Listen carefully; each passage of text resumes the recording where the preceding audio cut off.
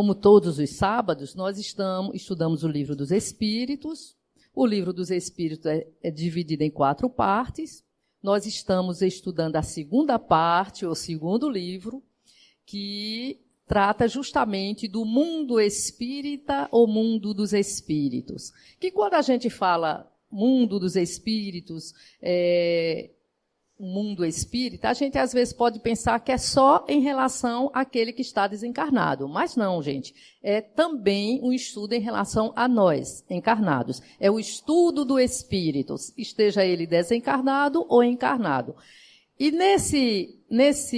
nessa segunda parte, nesse segundo livro, que tem cerca de 538 questões, inclusive é a maior parte, nós vamos, ao longo desse tempo, nós já estamos estudando vários momentos. O que a gente faz quando está lá no plano espiritual, se planejando para vir para cá. O que acontece aqui, como é que a gente, estando encarnado, como é que a gente interfere no plano espiritual, como é que a gente entra em contato, e muitos outros momentos, né? Que quem acompanha todos os sábados, já sabe disso, já está mais ou menos ciente. E aqueles que vêm ocasionalmente, ou que estão aqui pela primeira vez, então por isso que sempre a gente é bom retomar um pouco o que estamos estudando. Então, no momento, estamos no capítulo 9. Esse capítulo 9, ele tem 12 itens, e ele trata da intervenção dos espíritos no mundo corporal. Ou seja, nós estamos estudando nesse capítulo 9 os espíritos que estão na erraticidade, que estão no plano espiritual, como ele interfere aqui, no nosso mundo físico, nesse mundo em que estamos encarnados. Já estudamos vários momentos, tá certo? Estudamos sobre sonambulismo. Aliás, o sonambulismo é o contrário, estamos aqui e atuar lá. Sobre transmissão de pensamentos e tudo mais. Essa parte ele contém 12 itens e nós estamos no 6º item, que trata dos anjos guardiães. É por isso que eu disse que hoje o tema é muito bom, porque esses anjos guardiães, esse espírito protetor, ele tem a missão de nos proteger, de nos orientar, de nos acolher, né, de nos consolar naqueles momentos mais aflitos que nós passamos nesse dia a dia, nessa encarnação nossa. Então, vamos ficar realmente aqui, como diz o mestre, né, descascando a nossa laranja. Vamos ficar aqui. Se o nosso pensamento for para longe um pouquinho, traz ele novamente. E antes da gente entrar no nosso tema propriamente, que é da questão 499 a 506, nesse item 6, nesse início de item, vamos relembrar uma coisa importante, para a gente compreender quem é o anjo guardião, o que é ser o anjo guardião, tá certo? Aí Kardec pergunta aos espíritos, na questão 490, que se deve entender por anjo de guarda? A resposta é bem sucinta, vamos dizer assim, mas muito rica de informação. Ele diz, que deve se entender por anjo de guarda? O espírito protetor de uma ordem elevada. Veja que a resposta é bem pequena. O espírito protetor de uma ordem elevada. Mas já no início, a gente vê a diferença. Ele diz o espírito protetor. Ele não diz um espírito protetor. Então, a gente já entende aí que é um específico. Ele é determinado, tá certo? O anjo guardião é uma lei natural. Deus nos dá um anjo guardião. Ele não pergunta para a gente se a gente quer. Ele simplesmente dá, tá certo? Para nos orientar, nos ajudar. E temos um específico, um espírito protetor, de uma ordem elevada. Então, essa ordem elevada é um termo técnico, ou seja, é um termo utilizado dentro da ciência espírita, dentro da doutrina espírita, e que a gente precisa entender o que é de ordem elevada. O espírito protetor, ele é de ordem elevada. Então, vamos compreender isso relembrando um pouquinho o que já foi estudado aqui, o que nós sempre que temos a oportunidade falamos, que é sobre a escala espírita, que começa também nessa segunda parte do Livro dos Espíritos, a partir da questão número 100. São apenas 13 questões e que a gente tem, a partir daí, gente, a gente tem uma base muito boa para a gente compreender muitas das respostas do Livro dos Espíritos. Então, lá, de uma maneira bem rápida, tá certo? É só um pouco da retrospectiva, entender essa escala espírita. Kardec e os espíritos, eles classificam, eles colocam todos os espíritos, todos do universo, todos os criados por Deus, em 3 ordens: terceira ordem, segunda ordem, primeira ordem. O que são os espíritos de terceira ordem? São os espíritos imperfeitos. O que são os espíritos imperfeitos? De uma característica geral dele, é que a matéria se sobrepõe sobre o espírito, ele tem propensão ao mal, ele ainda é ignorante de conhecimento, é portador ainda do orgulho, né, do egoísmo. Agora, o que será? O que a gente entende quando diz a matéria se sobrepõe ao espírito? Isso é importante. Isso quer dizer que a matéria, ela influencia, tá certo? Ela influencia o espírito. E nós, eu vou dizer nós, tá certo? Me perdoe se alguém não estiver incluído, mas nós somos espíritos imperfeitos. Por quê? Porque quando a matéria se sobrepõe ao espírito, nós somos portadores ainda de paixões não boas, de paixões ruins. Tristeza, angústia, inveja, ciúme, raiva. Então, se alguém sente isso em qualquer grau, uma vez ou outra que seja, ele faz parte desse espírito imperfeito. Essa palavra imperfeito não é um adjetivo, tá certo, gente? É um estado, é um estágio que nós já alcançamos. Nascemos simples e ignorantes e estamos nesse estado de espíritos imperfeitos, tá certo? Então, somos portadores dessas paixões ruins. Os espíritos de segunda ordem são os espíritos bons, ou bons espíritos. Esses espíritos, a sua característica geral é o contrário. O espírito se sobrepõe à matéria, ou seja, ele não é portador dessas paixões ruins. Ele tem apenas as paixões boas. Bondade, só as virtudes, né? A honestidade, a paciência, o amor, tá certo? São os espíritos de segunda ordem. E os de primeira ordem são os espíritos puros ou perfeitos, que eles não têm influência nenhuma da matéria. Ele nem tem as paixões boas, nem as paixões ruins. Aí alguém poderia dizer, puxa, Jesus não sente nada? É porque o sentimento dele, o amor que Jesus tem, por exemplo, por nós, ele é tão sublime que a gente não tem condições de entender, nem de compreender, nem de fazer uma análise desse sentimento. Os bons espíritos, nós temos condições, porque nós já somos também pessoas boas. Vocês notam que tem momentos que a gente faz coisas realmente boas, que a gente fica com aquela felicidade, com aquela alegria pura, vamos dizer assim, sublime. Aí, nem que seja por um segundo, daqui a pouco a gente dá uma caidinha, mas a gente já tem ideia do que é esse sentimento bom, tá certo? Então, lembrando aqui, ordem elevada é a classificação binária que Kardec faz. Ele diz que os espíritos de ordem elevada ou superior são os espíritos de primeira ordem e de segunda ordem. E os espíritos inferiores seriam de terceira ordem. Essa seria a classificação binária. Espírito superior ou elevado, que inclui os de primeira ordem e segunda ordem. Os espíritos inferiores, que são os espíritos imperfeitos. Então, quando ele diz o espírito protetor de uma ordem elevada, então quem vai ser esse espírito, esse anjo guardião? Um espírito elevado. Então, ou ele é da primeira ordem ou ele é da segunda. Nós que somos da terceira ordem, temos um espírito da segunda ordem. E os da segunda ordem, eles têm um espírito protetor da primeira ordem. Tá certo? E isso é bem lógico da gente entender, porque, por exemplo, se você vai trazer um professor para ensinar uma criança o ABC, não precisa você trazer um PhD em física, não precisa você trazer um filósofo, não precisa. Um professor que não seja tão alto já tem condições de ensinar perfeitamente aquela criança. E é o que nós somos. Tem o espírito bom, ele tem, um espírito elevado, ele tem condições de nos ajudar. Tá certo? Então, gravar essa frase, gente, uma coisa importante também nesse anjo de guarda. E que é um espírito elevado, que é um espírito de segunda ordem.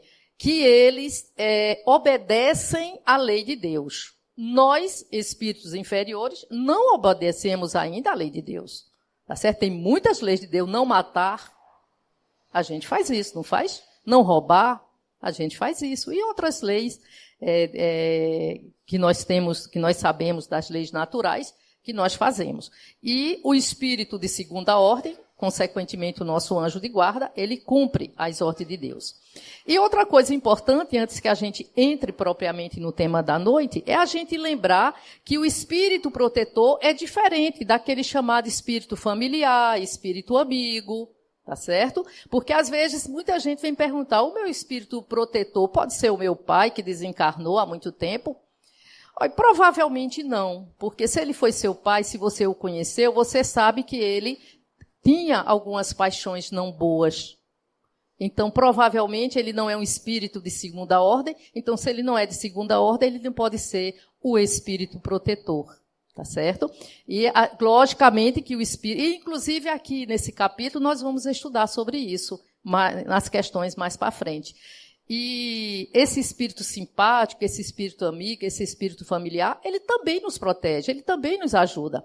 Tem até um caso interessante que aconteceu em minha família, que aí já que aconteceu na minha família eu posso relatar, que eu achei bem interessante. Meu pai, ele é desencarnado já há mais de 30 anos, e eu tenho um irmão que morava em Uberaba, isso já faz mais ou menos uns 20 anos, morava em Uberaba, e ele fez um concurso, passou, tirou em primeiro lugar e tinha direito a escolher a cidade onde iria assumir o seu cargo.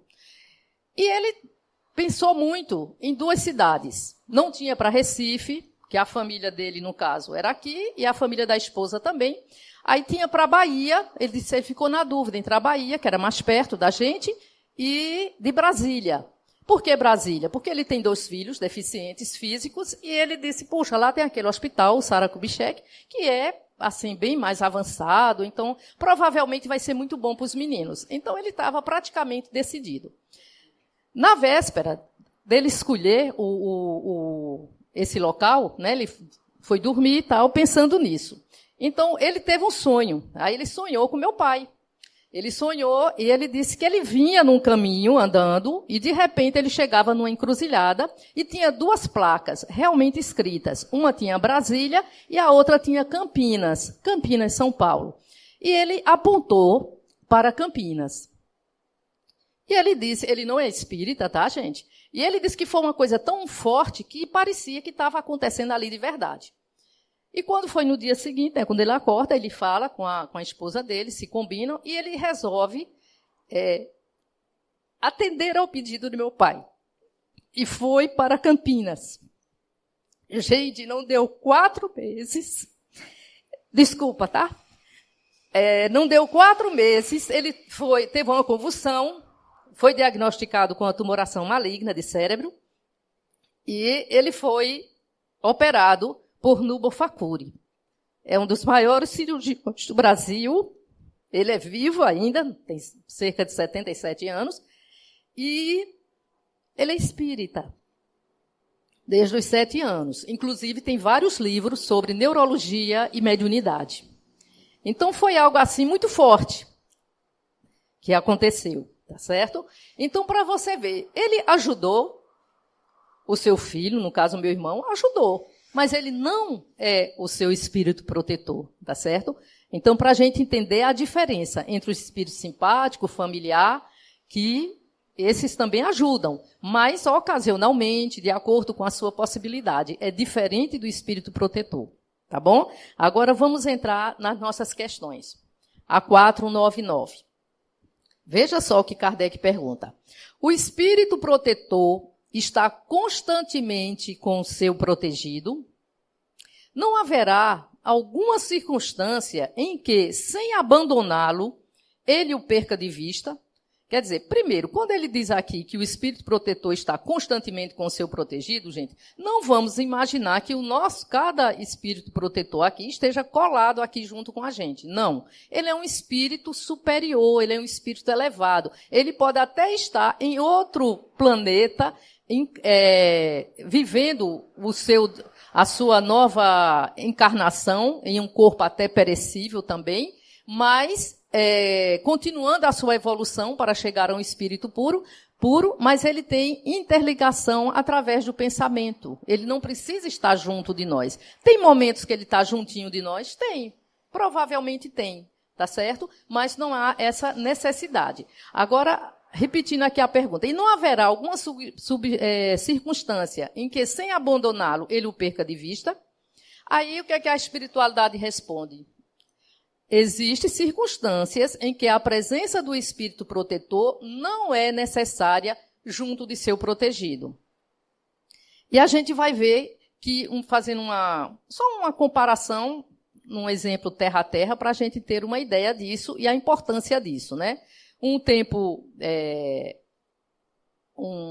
atrás, né, minha filha, ela tinha de 13 para 14 anos, eu trabalhava ali na cidade, no centro da cidade, ela fazia um curso, e ela morava aqui em Boa Viagem, ela vinha de ônibus, com a moça que trabalhava na minha casa, ela vinha de ônibus, de lá, quando terminava a aula, ela ia para o meu trabalho, e a gente vinha junta, né, às 3. Um belo dia, a menina teve que faltar, não veio trabalhar, e era dia de aula, e ela queria ir para o curso dela. E ela ligou para mim, disse que tinha condições, que sabia vir e tal. Eu deixei. Um coração desse tamanho, mas permiti. E ela foi, chegou lá, me avisou, depois chegou, até era um percurso, era ali mais ou menos perto do São Luís, talvez alguém saiba ainda onde é o Cinema São Luís, que é tão antigo, né? Tinha que atravessar a ponte para vir para Dantas Barreto, então eu fiquei apreensiva, mas ela foi tranquila. E ela ficou tão feliz por essa ação, por essa atitude, ela poder fazer sozinha, sem estar, entre aspas, com um anjo de guarda ali. Então, a partir dali, ela começou a vir sozinha, tá certo? Então, para você ver que tem momento que o próprio anjo da guarda nosso, ele deixa a gente agir sozinho, que é para poder o quê? A gente ir adquirindo experiência e adquirindo aprendizagem, para não ficar só na dependência de alguém. Não é isso? Aí a pergunta número 500 tem a ver com isso aí. Kardec pergunta, chega um momento em que o espírito não tem mais necessidade de um anjo guardião?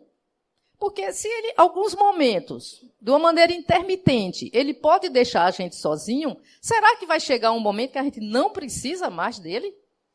Aí a resposta, sim, quando ele atinge o ponto de poder guiar-se a si mesmo, como sucede ao estudante, para o qual um momento chega em que não precisa mais do mestre. Agora, tem uma coisa importante. Isso, porém, não se dá na Terra. Então, a nossa estada aqui, nós precisamos do nosso anjo de guarda, tá certo? Do nosso espírito protetor. Aí vem a questão 501. Por que é oculta a ação dos espíritos sobre a nossa existência? E por que, quando nos protegem, não o fazem de modo ostensivo? Então, são duas perguntas, né? Por que oculta a ação dos espíritos sobre a nossa existência? Inclusive, a gente pode entender nessa pergunta que vai ser a ação não só dos espíritos protetores, mas também daqueles espíritos que nos estimulam para uma ação no mal, para uma ação não boa, tá certo? Agora, em caso do que nos protegem, por que eles não fazem de uma maneira ostensiva? Aí vem a resposta. Se vos fosse dado contar sempre com a ação deles, não obrareis por vós mesmo, e o vosso espírito não progrediria.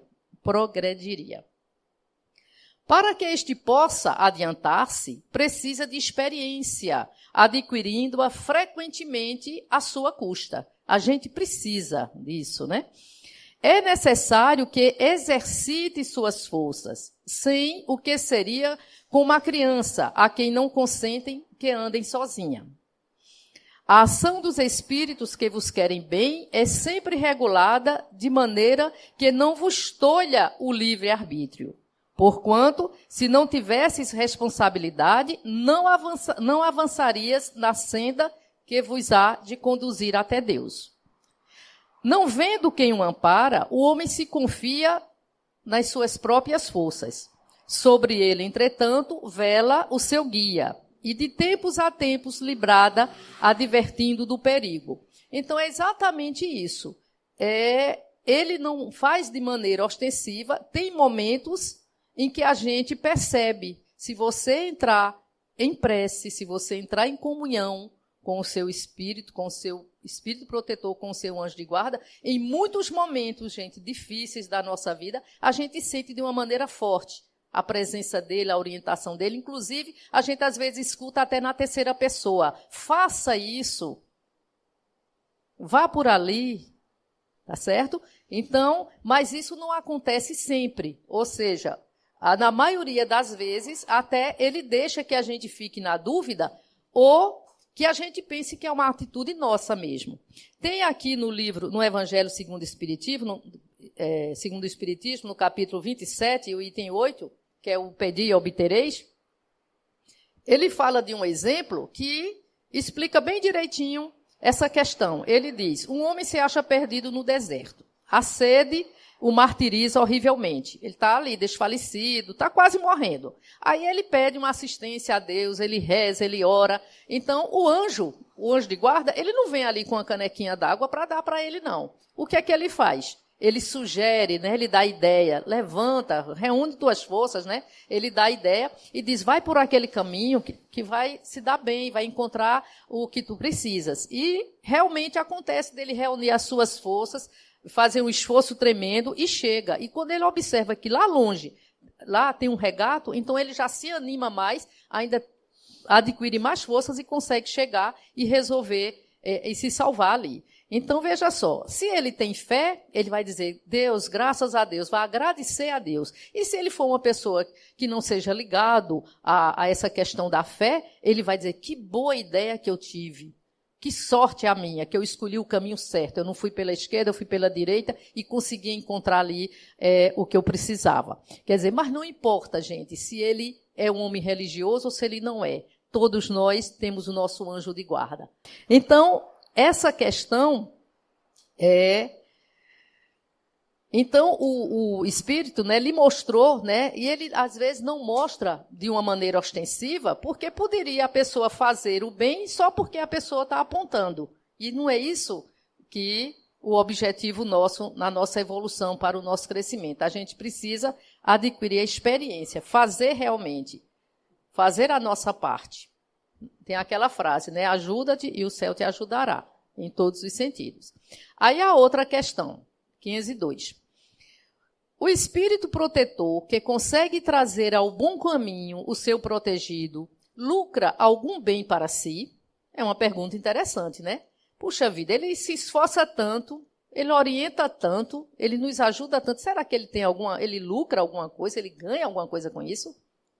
Aí a resposta: constitui isso um mérito que lhe é levado em conta, seja para o seu progresso, seja para a sua felicidade. Ele sente-se feliz, né, quando vê bem-sucedidos seus esforços, o que representa para ele um triunfo, como o triunfo é para um preceptor os bons êxitos do seu educando. Então, não é que ele vá lucrar com alguma coisa, mas ele se sente, ele é um espírito feliz, e lógico que ele se sente feliz, se sente bem em saber que o seu protegido está indo no caminho certo. Agora, se acontecer o contrário, Kardec pergunta, é responsável pelo mau resultado de seus esforços? Quer dizer, ele faz tudo, orienta, porque esse anjo guardião, gente, ele não orienta apenas a gente aqui no estado de vigília. Como nós já estudamos aqui nessa segunda parte, né? Quando nós dormirmos, é por isso que é importante a prece. A gente sempre orar para o nosso anjo de guarda, orar para os nossos amigos familiares que nos ajudam, se tiver condições de ajudar, porque quando a gente dorme, que a gente se desprende, a gente vai conversar com eles e a gente pode ter muitas orientações boas, tá certo? Agora vamos imaginar que apesar de todo esse esforço, o protegido ali não fez nada, fez tudo o contrário. Será que ele ele vai ser responsável por isso, o anjo de guarda? Aí a espiritualidade responde, não, pois que fez o que de si dependia. E a gente aqui vai lembrar do que eu falei no início, que o espírito bom e o anjo de guarda é um espírito bom, é um espírito elevado, ele cumpre a lei de Deus. E lembra da lei de Deus, que é o nosso livre-arbítrio. Nem o próprio Deus derroga essa lei. É uma lei imutável, é uma lei perfeita. Então, o espírito bom, ele respeita, então ele orienta, ele diz, ele mostra. Se a gente não quer, se a gente faz a escolha diferente dentro do caminho do bem, isso é o nosso livre-arbítrio. Então, é por isso que nós ainda caímos muito. É a nossa escolha, tá certo? Então, lembrar disso, da nossa lei. Inclusive, é o único momento, que a gente poderia dizer que Deus precisa de nós. Porque para mais nada ele precisa, mas para a gente crescer, ele espera pela nossa decisão. Ele espera pela nossa escolha, pela nossa atitude. Ele não nos obriga, tá certo? Ele tem a eternidade para esperar. Então, nós vamos chegar à meta que ele estabeleceu, que ele estabelece, que é sermos um espírito perfeito. Não importa se a gente vai de jumento, de bicicleta, de foguete, não importa. Aí o transporte você é que escolhe, a velocidade de chegar somos nós que escolhemos. A 503.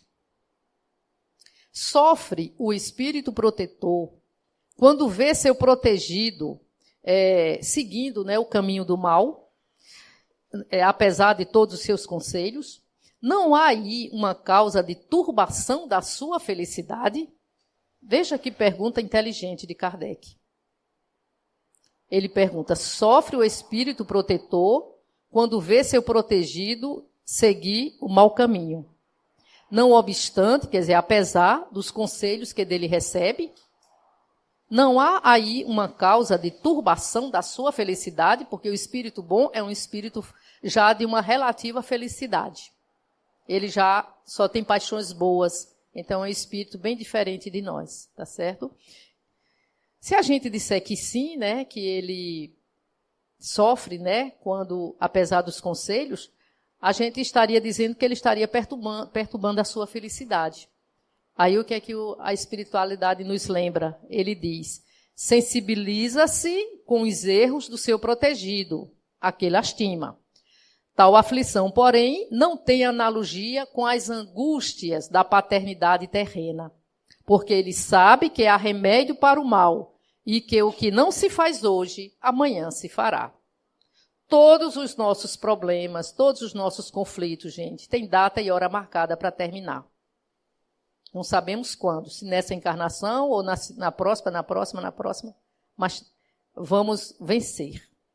Então, mais uma vez aí, lembrando a questão do espírito elevado. Ele fica sensibilizado, tá certo? Mas ele não tem esse sofrimento, essa angústia que nós temos quando nós orientamos o nosso filho e ele vai por um caminho que não é um caminho do bem. A gente fica angustiado, entra em depressão, fica muito triste. O espírito bom, ele não carrega esse sentimento. E um exemplozinho bem terra a terra, para a gente ter uma diferença desse espírito bom para o espírito imperfeito que nós somos, se alguém sair daí e vier aqui e me der uma pisada, se eu tiver com uma encravada e der uma pisada, o que é que eu vou sentir? Dor e raiva. Não é verdade? O espírito bom sentiria dor, mas não sentiria raiva. Só para a gente ter uma ideia da diferença entre eles para nós. A 504. Poderemos sempre saber o nome do nosso espírito protetor ou anjo guardião? Vejam que coisa, nós ainda nos preocupamos muito com o nome, né? Tem certas coisas que a gente somos ainda apegados, e uma delas é o nome. Então, ele perguntou, né? Poderá sempre a gente saber o nome do nosso espírito protetor? E muita gente chega na casa espírita querendo saber quem é o seu anjo protetor. Inclusive os trabalhadores, principalmente quem trabalha em mediúnica, né? Às vezes quer saber, tem curiosidade disso. Aí ele dá um puxãozinho de orelha na gente, ele diz, por que razão quereis saber de nomes que não existem para vós? Supondes que espírito só há o que conheceis? Os que conheceis? Na verdade, pode ter um espírito que é nosso anjo protetor e que nunca não esteve aqui nesse planeta, tá certo? Ele é um espírito de segunda ordem, é nosso anjo protetor, e ele não tem um nome. Ele não foi alguém também conhecido aqui, não foi São Paulo, São Pedro, Santo Agostinho, não foi ninguém desse porte aqui, né? Então, por quê? Aí, sabe o que Kardec pergunta? E como é que eu vou poder invocá-lo se eu não o conheço? Quer dizer, a gente acha que conhece quando a gente sabe o nome, né? Como, então, o podemos invocar se não o conhecemos?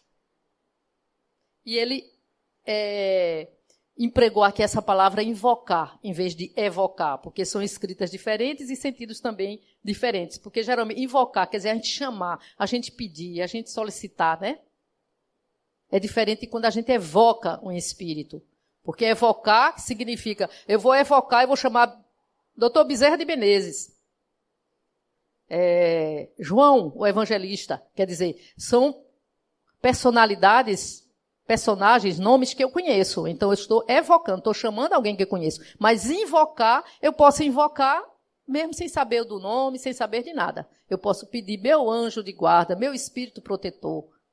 Tá certo? Então, por isso que ele utiliza essa palavra invocar. Aí a resposta, dá-lhe o nome que quiserdes. O de um espírito superior que vos inspire simpatia ou veneração. O vosso protetor acudirá ao apelo que com esse nome lhe dirigirdes, visto que todos os espíritos bons são irmãos e assistem mutualmente. E lá no livro dos Médiuns, na segunda parte, no capítulo 24, no item 256, ele dá uma explicação bem direitinha em relação a essa questão do nome. Ele diz, à medida que os espíritos se purificam e se elevam na hierarquia, os caracteres distintivos de suas personalidades se apagam, de certo modo, na uniformidade da perfeição. Mas nem por isso, entretanto, eles deixam de ter a sua individualidade. É o que se dá com os espíritos superiores. Nessa culminância, o nome que tiveram na Terra, em uma das 1000 existências corporais efêmeras, porque passaram, é coisa absolutamente insignificante. Notemos mais que os espíritos, eles são atraídos uns para os outros pela semelhança de suas qualidades e formam, assim, grupos ou famílias por simpatia, tá certo? Não tem questão de homens. Por exemplo, se eu quero saber, na questão seguinte vai responder também, vai ter como fosse uma complementação dessa questão. Ele diz assim, os espíritos protetores, prestem bem atenção, que é bem interessante essa, os espíritos protetores que dão nomes conhecidos, sempre são realmente os espíritos das personalidades que tiveram esses nomes? Eu pergunto aqui na reunião mediúnica quem é meu espírito protetor. Aí ele diz, é Bezerra de Menezes. Será que é Bezerra mesmo? Tá certo? Aí é isso que Kardec está perguntando. Os espíritos protetores que dão os nomes, será que é aquela personalidade mesmo? Aí a resposta, não. Não é sempre que seja eles. Pode ser, poderia, mas não sempre. Muitas vezes, os que dão são espíritos simpáticos aos que de tais nomes usaram na terra. E, amando destes, respondem ao vosso chamamento. Então, veja só. Eu quero saber quem é o meu espírito protetor. Aí eu pergunto, diz, Bezerra de Menezes. Mas não é que seja o doutor Bezerra de Menezes aquele que a gente conhece a história dele. Não. É um espírito que é simpático ao Bezerra de Menezes, também um espírito de segunda ordem, é um espírito bom, e ele pede permissão à Bezerra. Eu posso falar para ela que é Bezerra de Menezes, porque ela confia muito em você, ela vai se sentir mais segura? Pode. Então, pede a permissão. É diferente de um espírito inferior que, às vezes, utiliza o nome de um espírito conhecido para enganar, para fascinar, aquela obsessão que acontece, às vezes, dos médiuns, de fascinação. Tá certo? É diferente. Aqui, ele pede a permissão. Repetindo aqui, muitas vezes os que dão são espíritos simpáticos aos que de tais nomes usaram na terra. E, amando destes, tá certo? Respondem ao vosso chamamento. Fazeis questão de nomes. Eles tomam um que vos inspire confiança. Quando não podeis desempenhar pessoalmente determinada missão, não costumais mandar que outro, por quem respondeis, como vós mesmo, obre em seu nome? Às vezes a gente não manda alguém resolver alguma coisa em nosso nome, vá resolver, é como se fosse eu que estivesse ali. Não é verdade? Mas quando acontece isso, com permissão do Espírito.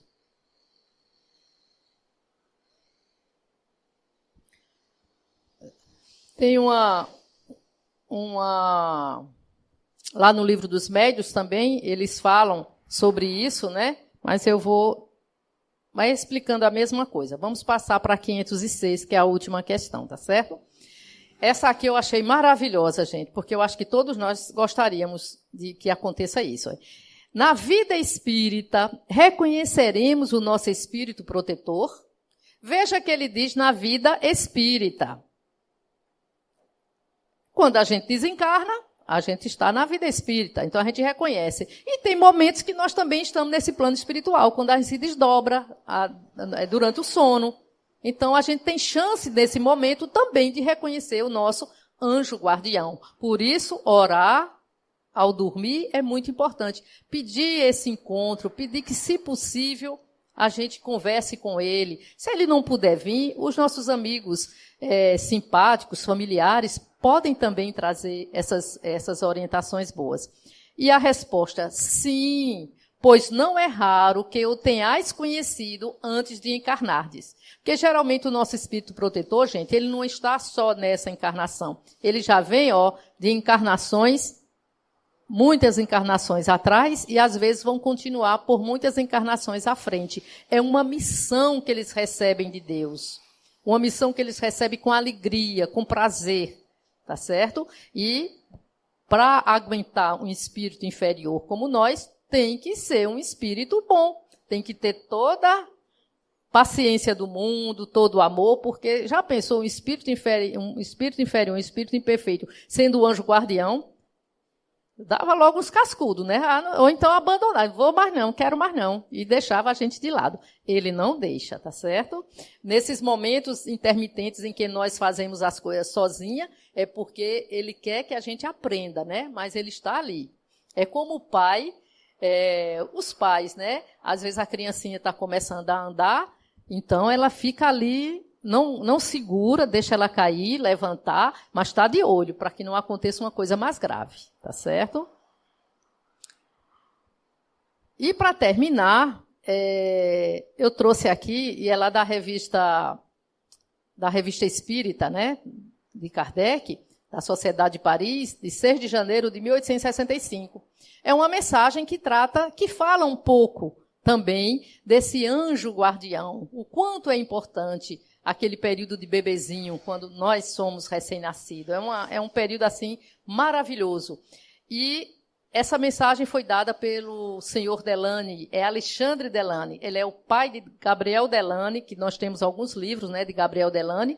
Ele fez parte da Sociedade Espírita de Paris, era médio, tanto ele quanto a esposa, e eles eram muito amigos de Kardec, e acompanhou ali toda aquela caminhada de Kardec. Aí é uma mensagem de um espírito protetor que veio através dele, através do senhor Delany. Aí eu vou ler algumas coisas aqui, tá certo? Ele diz: quando, após ter sido preparado pelo anjo guardião, veja que quando a gente vem para cá, o nosso anjo guardião já está ali, junto da gente, nos orientando o que vamos escolher, que pais vamos escolher, que país vamos escolher, que situação social vamos escolher, que corpo vamos escolher, tá certo? Então, tudo tem um porquê, não é ao acaso. Então, quando, após ter sido preparado pelo anjo guardião, o espírito que acaba de se encarnar, isto é, de voltar para novas provações em vista do seu melhoramento, então começa a se estabelecer os laços misteriosos que unem o corpo ao espírito para manifestar a sua ação terrestre. Aí está todo um estudo sobre o qual não me estenderei. Ou seja, nessa mensagem ele não vai falar dessa ligação do espírito àquele corpo inicial, aquele corpo que está se formando a partir do momento da concepção. Falarei apenas do papel e da disposição do espírito durante o período da infância no berço. A ação do espírito sobre a matéria, nesse tempo de vegetação corpórea, a gente só dorme e come. Não é verdade? Quando está recém-nascido, a gente não tem uma atividade da inteligência, né? A gente apenas recebe uma vida vegetativa, comparando, ele diz. Nesse tempo de vegetação corpórea, é pouco perceptível, né?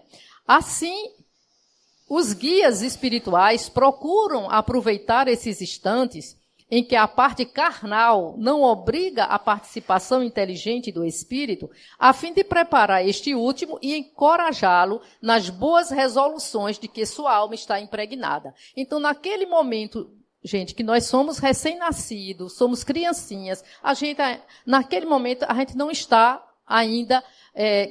não estamos jogados, não estamos nos desenvolvendo apenas com a orientação de nossos pais. O nosso anjo guardião está ali. E mais presente de uma maneira bem mais ostensiva, tá certo? Porque o recém-nascido, por exemplo, ele dorme cerca de 23 horas. Então, durante esse período que ele está acordado, o corpo está dormindo, mas o espírito, ele já passou aquele período, ele vai falar aqui, de perturbação do momento do encarne, da mesma maneira que nós temos uma perturbação no desencarne, nós temos no encarne, quando estamos encarnando, e ele aproveita aquele momento para conversar, para lembrar os seus compromissos.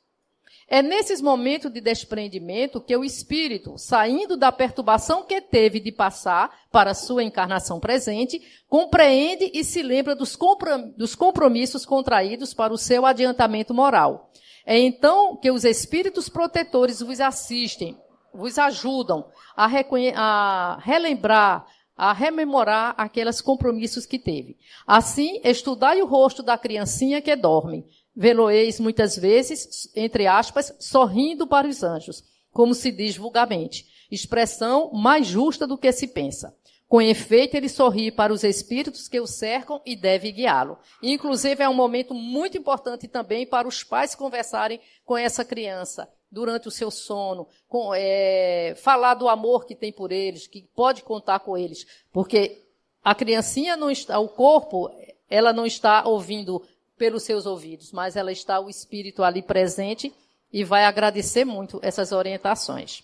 Bom, mas nosso tempo chegou e para encerrar, eu vou de Alexandre Delany, ele se despede de Kardec, né? Nós estamos no mês de outubro, que foi o mês de comemoração do nascimento de Kardec, e também 9 de outubro, que foi o Alto da Fé, né? Aquele que fizeram aquela fogueira em Barcelona, queimaram 300 e tantos livros espíritas que Kardec tinha mando para Barcelona, e a igreja pegou e fez aquela fogueira, que é o Alto de Fé, e que, na verdade, foi uma luz, né? Porque, a partir dali, essa fogueira foi uma luz que expandiu ainda mais o espiritismo. Em vez de apagar, em vez de virar cinzas, foi o contrário. E a luz, o fogo, né? Que você pega uma vela, se você bota a vela emborcada, a chama vai para cima.